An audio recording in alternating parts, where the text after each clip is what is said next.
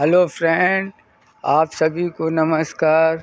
आप कैसे हो? सब ठीक हो?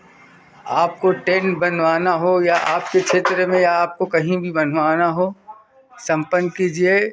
बालेपुर के अंदर पप्पू प्रधान का टेंट हाउस है। उसमें आपको जो भी करवाना हो, जो बांधना हो टेंट में, बर्थडे हो या तरई हो या शादी का या मुंडन का या लगन का, जो भी है टेंट का बनवाना हो, आप सभी को संपर्क कीजिए। आपको नंबर डाल दिया जाएगा, आप संपर्क कीजिए।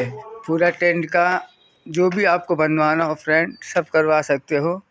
डीजे का भी है, रथ है, जो भी आपको करवाना हो संपर्क कीजिए। आपको नंबर डाल दिया जाएगा। ये पूरा टेंट हाउस है, मोदी माफिया का टेंट हाउस है।